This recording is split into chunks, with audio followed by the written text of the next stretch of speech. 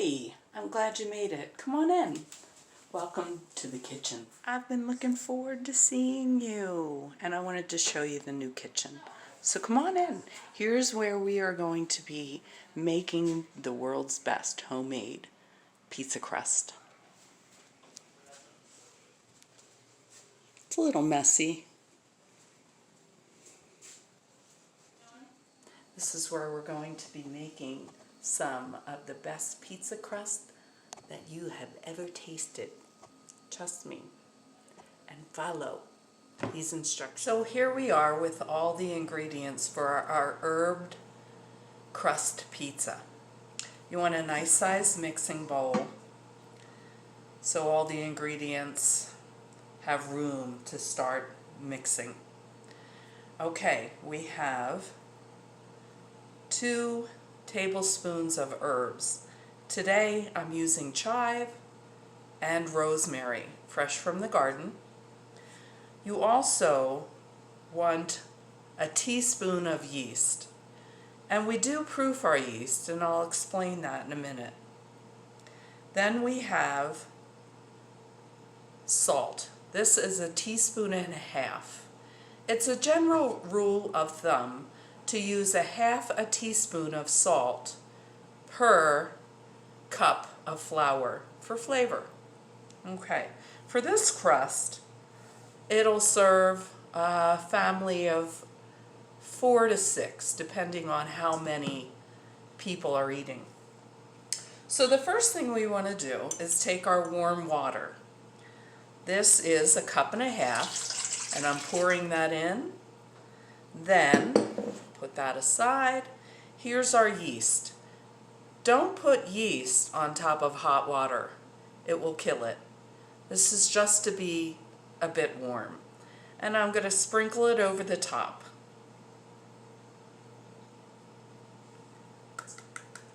And something that I'm not going to measure out is sugar. We never want to put too much sugar into our dough. But to proof our yeast, we're going to put this over the top.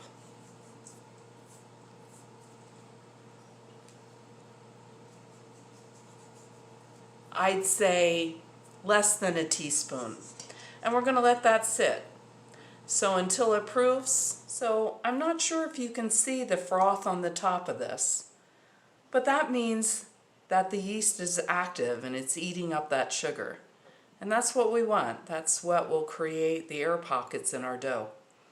So we have that going on. The next thing, can I let go of this? I'm not sure. Forgive me if this is making you dizzy. It's off kilter, but that's okay. That's me. We're not going to add the salt or the herbs yet. We want to start with oil. And I would say about 1 tablespoon. You're going to put that in and mix it all up. Yes, use a wire whisk. You could use a spoon. We're going to use both. And I'm going to start adding flour.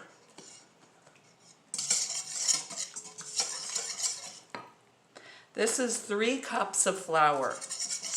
And after we add about 1.5 cups, that is when, and this is 1.5 cups, that is when we want to add our herbs and our salt. I can't tell you why.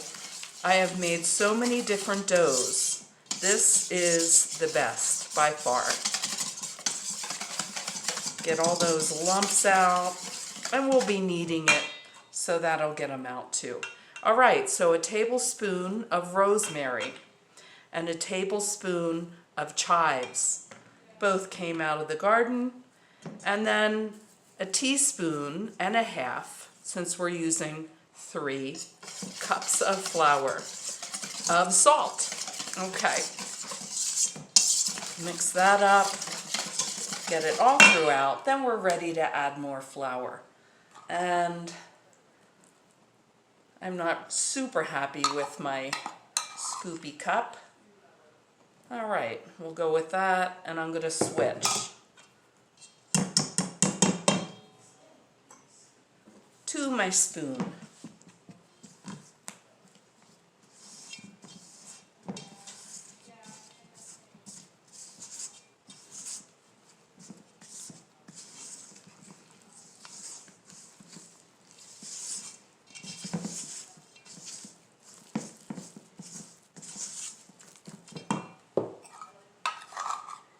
You don't ever want to put too much flour in.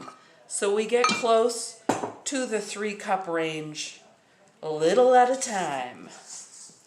And I love cutting it in, getting the flour in all the surfaces, because when I knead it, I don't want it sticking to my hands at all.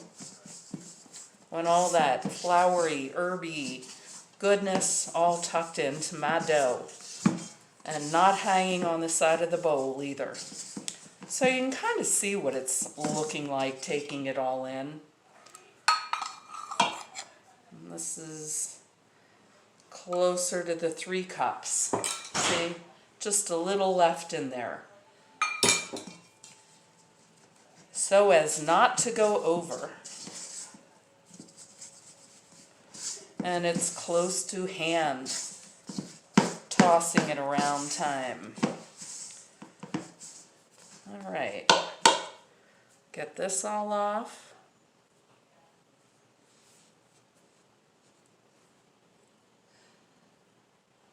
And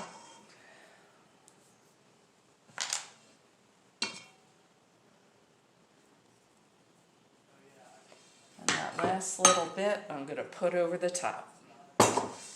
And move that around so it doesn't stick to me, but it is. I gently knead in. I don't squeeze it because I don't want it to get all over my fingers.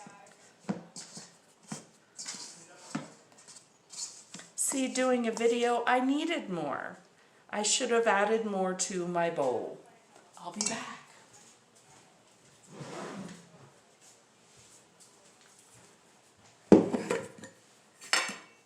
So now it is a little at a time. I hope this isn't too much shadowy. I like keeping it in the bowl, keeps it contained. It's easier to clean down my counter, and I also let it rise in this bowl.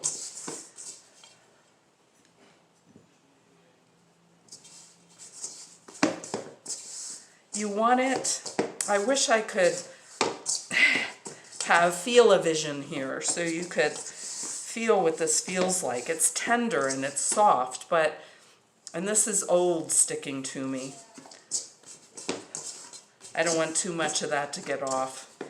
But it's not sticking to this hand, but it is tender, and if these parts break through, it'll stick. So we want to get it to about here. Excuse my arm. And then you're going to put about a teaspoon of oil on the top and roll it around in that.